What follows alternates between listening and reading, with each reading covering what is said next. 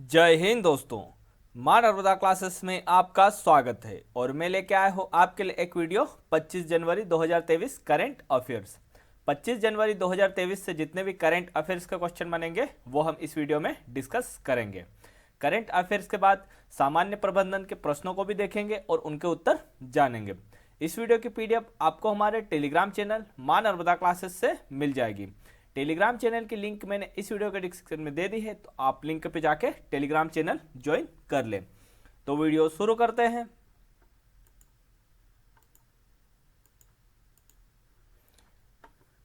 प्रश्न नंबर पहला, सुभाष चंद्र बोस आपदा प्रबंधन पुरस्कार 2023 के लिए किसे चुना गया है? तो ये दो संस्थाओं को चुना गया है। पहली है OSDMA और दूसरी है LFS।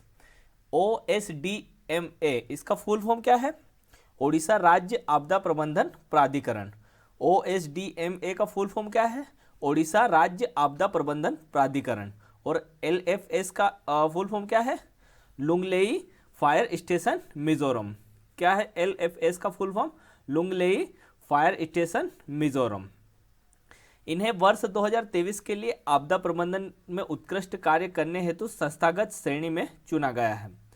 इन्हें वर्ष 2023 के लिए आपदा प्रबंधन में उत्कृष्ट कार्य करने हेतु संस्थागत श्रेणी में चुना गया है। इस पुरस्कार की घोषणा हर साल 23 जनवरी को नेताजी सुभाष चंद्र बोस जी की जयंती पर की जाती है। सुभाष चंद्र बोस आपदा प्रबंधन पुरस्कार की घोषणा हर साल 23 जनवरी को नेताजी सुभाष चंद्र बोस जी की जयंती पर की जाती है। और ये OSDMA की स्थापना कब हुई थी? 1999 में। OSDMA की स्थापना कब हुई थी? 1999 में। प्रश्न नंबर दूसरा, अंतर्राष्ट्रीय शिक्षा दिवस प्रतिवर्ष कब मनाया जाता है? तो ये 24 जनवरी को।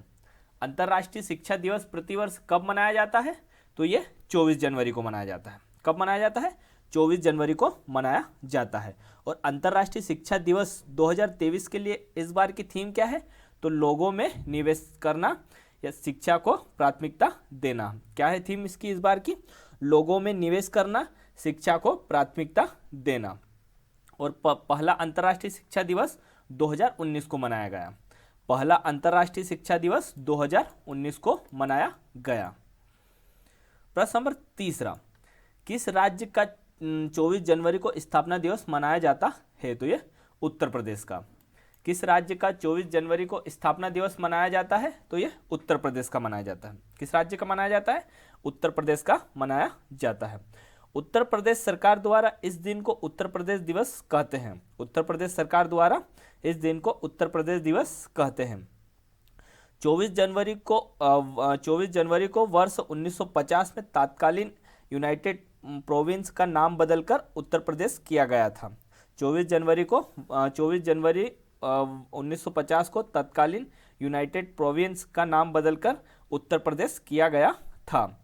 उत्तर प्रदेश सरकार ने वर्ष 2018 में पहली बार राज्य का स्थापना दिवस को उत्तर प्रदेश दिवस के रूप में मनाया था। उत्तर प्रदेश सरकार ने वर्ष 2018 में पहली बार राज्य के स्थापना दिवस को उत्तर प्रदेश दिवस के रूप में मनाया था। और उत्तर प्रदेश में कुल जिले कितने हैं? 75। कुल जिले कितने हैं? 75। अब ये उत्तर प्रदेश ने मनाया है तो उत्तर प्रदेश की राजधानी क्या है? लखनऊ। उत्तर प्रदेश की राजधानी क्या है? लखनऊ। और उत्तर प्रदेश के राज्यपाल कौन है? आनंदीबेन पटेल। उत्तर प्रदेश के राज्यपाल कौन है? आनंदीबेन पटेल। और उत्तर प्रदेश के मुख्यमंत्री योगी आदित्यनाथ। उत्तर प्रदेश के मुख्यमंत्री योगी आदित्यनाथ।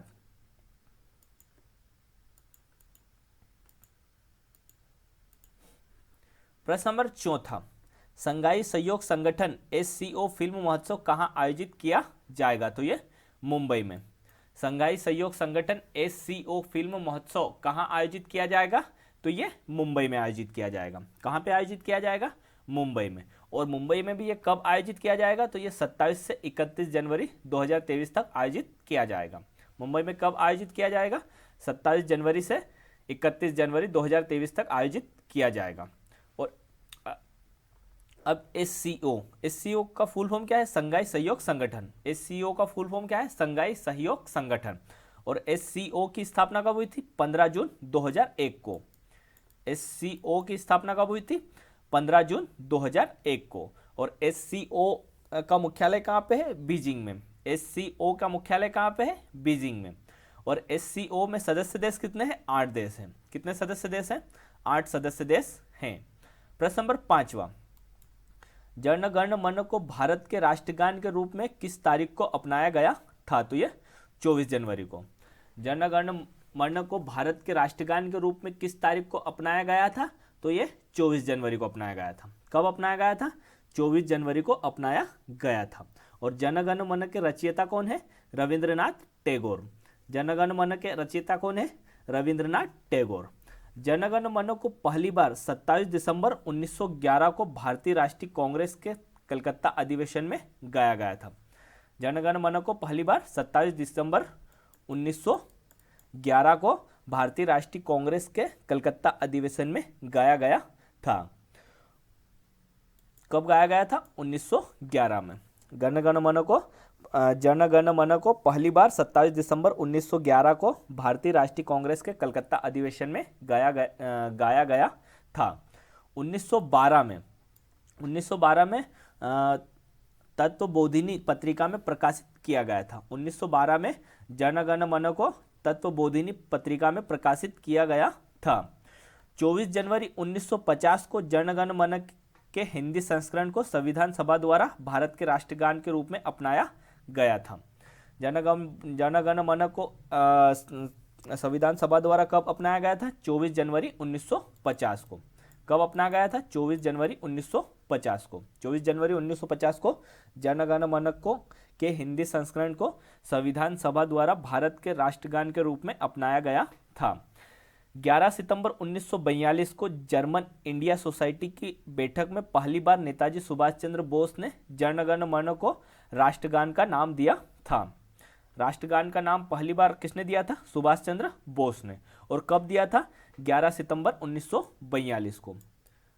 कब दिया था? 11 सितंबर 1942 को। 11 सितंबर 1942 को जर्मन इंडिया सोसाइटी की बैठक में पहली बार नेताजी सुभाष चंद्र बोस ने जन गण मन को राष्ट्रगान का नाम दिया था। जन गण मन की पूर्ण संस्करण के गान की अनुमानित अवधि 52 सेकंड है। कितनी है? 52 सेकंड। और अर्ध अवधि कितनी है? 20 सेकंड। कितनी है? 20 सेकंड। पूरी है 52 सेकंड और आधे संस्करण की 20 सेकंड है। प्रश्न नंबर 6, राष्ट्रीय बालिका दिवस कब मनाया जाता है? तो ये 24 जनवरी को। राष्ट्रीय बालिका दिवस कब मनाया जाता है? तो ये 24 जनवरी को मनाया जाता है। और राष्ट्रीय बालिका दिवस की शुरुआत कब से हुई थी? 2008 से। राष्ट्रीय बालिका दिवस की शुरुआत कब से हुई थी? 2008 से।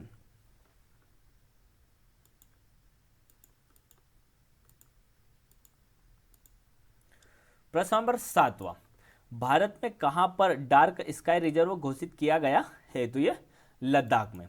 भारत में कहां पर डार्क स्काई रिजर्व घोषित किया गया है? तो ये लद्दाख में घोषित किया गया है। कहां पे घोषित किया गया है? लद्दाख में। और लद्दाख में भी कहां पे? लद्दाख के चांगथांग वन्यजीव अभयारण्य में डार्क स्काई रिजर्व घोषित किया गया है। लद्दाख में कहां पे घोषित किया गया है? लद्दाख के चांगथांग वन्यजीव अभयारण्य में डार्क स्काई रिजर्व घोषित किया गया है।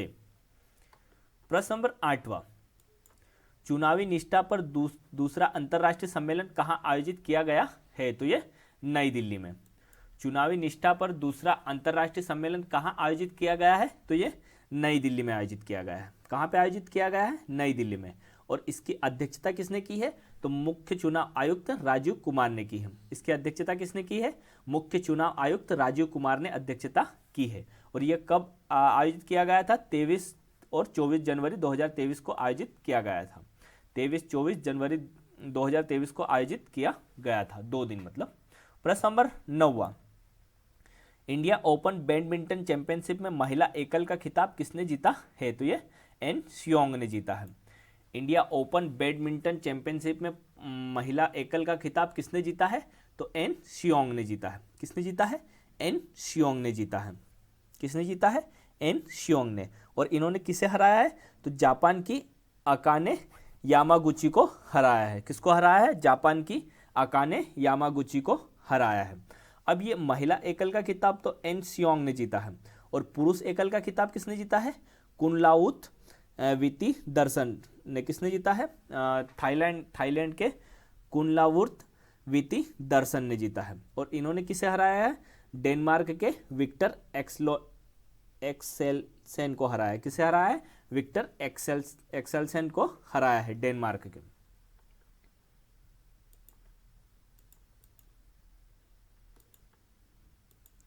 प्रश्न नंबर 10वां, शूटिंग विश्व कप 2023 के प्रशासक कौन नियुक्त हुए हैं? तो ये AK सीकरी नियुक्त हुए हैं। शूटिंग विश्व कप 2023 के प्रशासक कौन नियुक्त हुए हैं? तो AK सीकरी नियुक्त हुए हैं। कौन नियुक्त हुए हैं? AK सीकरी। प्रश्न नंबर 11वां, G20 पर्यावरण कार्य समूह की बैठक कहाँ आयोजित की जाएगी? तो ये कर्नाटक में। G20 पर्यावरण कार्य समूह की बैठक कहाँ आयोजित की जाएगी? तो ये कर्नाटक में आयोजित की जाएगी। कहाँ पे आयोजित की जाएगी? कर्नाटक में। और कर्नाटक में भी कहाँ पे? बेंगलुरु में। कहाँ पे? बेंगलुरु में। अब ये कर्नाटक में आयोजित की जाएगी तो कर्नाटक की राजधानी क्या है? बेंगलुरु। कर्नाटक की राजधानी क्या है? बेंगलुरु। और कर्नाटक के राज्यपाल कौन है? थावरचंद गहलोत। कर्नाटक के राज्यपाल कौन है? थावरचंद गहलोत। और कर्नाटक के मुख्यमंत्री बसवराज बोम्मई। कर्नाटक के मुख्यमंत्री बसवराज बोम्मई। प्रश्न नंबर 12वां, राष्ट्रपति द्रौपदी मुर्मू जी ने कितने बच्चों को प्रधानमंत्री राष्ट्रीय बाल पुरस्कार प्रदान किया है? तो ये 11 बच्चों को। राष्ट्रपति द्रौपदी मुर्मू जी ने कितने बच्चों को प्रधानमंत्री राष्ट्रीय बाल पुरस्कार प्रदान किया है? तो ये 11 बच्चों को। कितने बच्चों को? 11 बच्चों को प्रदान किया है। प्रश्न नंबर 13वां, भारतीय, ये यहां पर भारतीय सेना है। भारतीय सेना ने कहा एमफेक्स 2023 मेगा अभ्यास आयोजित किया है? तो ये आंध्र प्रदेश में। भारतीय सेना ने कहा एमफेक्स 2023 मेगा अभ्यास आयोजित किया है? तो ये आंध्र प्रदेश में। कहाँ आयोजित किया है? आंध्र प्रदेश में। और ये एमफेक्स 2023 मेगा अभ्यास यह भारत की तीनों सेनाओं ने संयुक्त अभ्यास किया है। भारतीय जल सेना, भारतीय थल सेना और भारतीय वायुसेना ने तीनों ने मिलकर एमफेक्स 2023 मेगा अभ्यास आयोजित किया है। अब ये आंध्र प्रदेश, और आंध्र प्रदेश में भी कहाँ पे हुआ? आंध्र प्रदेश के काकीनाडा में। कहाँ पे हुआ है? आंध्र प्रदेश के काकीनाडा में। अब ये आंध्र प्रदेश में हुआ है तो आंध्र प्रदेश की राजधानी क्या है? अमरावती। आंध्र प्रदेश की राजधानी क्या है? अमरावती। और आंध्र प्रदेश के राज्यपाल कौन है? विश्वभूषण हरिचंद्रन। आंध्र प्रदेश के राज्यपाल कौन है? विश्वभूषण हरिचंद्रन। और आंध्र प्रदेश के मुख्यमंत्री कौन है? जगन मोहन रेड्डी। आंध्र प्रदेश के मुख्यमंत्री कौन है? जगन मोहन रेड्डी।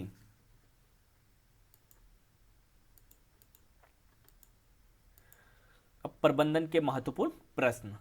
प्रबंधन का पहला प्रश्न है, उत्पादक प्रबंधक, विपणन प्रबंधक, वित्त प्रबंधक और कर्मचारी प्रबंधक किस स्तर के प्रबंधक होते हैं? तो ये मध्य स्तरीय प्रबंधक होते हैं। उत्पादन प्रबंधक, विपणन प्रबंधक, वित्त प्रबंधक और कर्मचारी प्रबंधक किस स्तर के प्रबंधक होते हैं? तो ये मध्य स्तरीय प्रबंधक होते हैं। कौन से स्तर के प्रबंधक होते हैं? मध्य स्तरीय प्रबंधक होते हैं। प्रश्न नंबर 2, उद्देश्यों द्वारा प्रबंध व्यक्तियों को अभिप्रेरित करने में असफल रहा है, यह किसका कथन है? तो ये हैरी लोविंसन का। उद्देश्यों द्वारा प्रबंध व्यक्तियों को अभिप्रेरित करने में असफल रहा है, यह किसका कथन है? तो यह हैरी लोविंसन का। किसका कथन है? हैरी लोविंसन। प्रश्न number 3, the principle of general and industry management नामक पुस्तक किसने लिखी है? तो यह हेनरी फ्योल ने लिखी है। The principle of general and industry management नामक पुस्तक किसने लिखी है? तो यह हेनरी फ्योल ने लिखी है। किसने लिखी है? हेनरी फ्योल ने।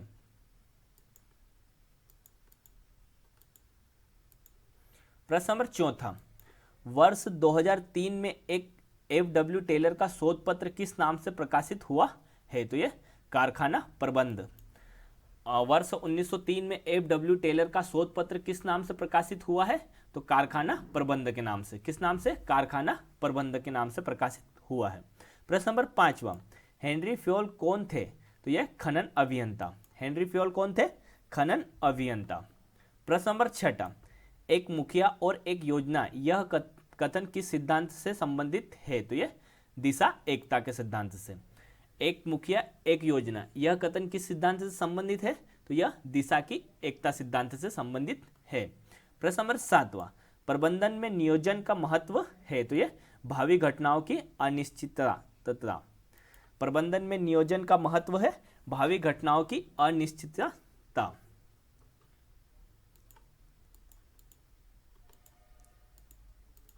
प्रश्न नंबर 8वां, नियोजन के बाद प्रबंधन का अगला कार्य है? तो यह आयोजन। नियोजन के बाद प्रबंधन का अगला कार्य क्या है? आयोजन। प्रश्न नंबर 9वां, कर्मचारी की भर्ती के स्रोत है? तो यह 2। कर्मचारी की भर्ती के स्रोत है? तो यह 2 स्रोत हैं। कितने स्रोत हैं? 2 स्रोत। प्रश्न नंबर 10वां, नियंत्रण एक रिक्त स्थान है? तो यह स्वामी के आदेश पर की जाने वाली प्रक्रिया। नियंत्रण एक रिक्त स्थान है? तो यह स्वामी के आदेश पर की जाने वाली एक प्रक्रिया है। धन्यवाद दोस्तों। अगर आपको ये वीडियो अच्छा लगा है तो वीडियो को लाइक करें, वीडियो को ज़्यादा से ज़्यादा शेयर करें, और अगर आपने हमारे चैनल को सब्सक्राइब नहीं किया है तो हमारे चैनल को सब्सक्राइब कर लें और साथ में बेल आइकन को भी प्रेस कर दें, जिससे आपको हमारी आने वाली वीडियो की नोटिफिकेशन मिल जाएगी। धन्यवाद दोस्तों। जय हिंद, जय भारत।